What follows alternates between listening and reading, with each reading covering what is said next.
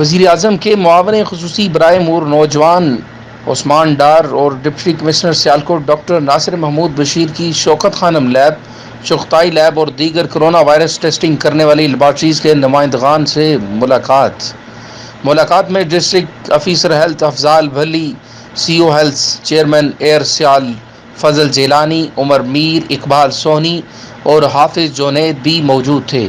मुलाकात में खुलने वाली सनतों में आने वाले तमाम वर्कर्स के कोरोना वायरस टेस्ट करवाने पर तबादला ख्याल किया गया। मावने खुसूसी उस्मान डार का कहना था कि हमने अपने शहर और मुल्क को कोरोना की वबा से पाक करना होगा।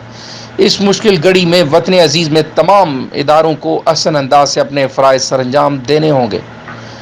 इसी में मुल्क व कौम की जीत होगी।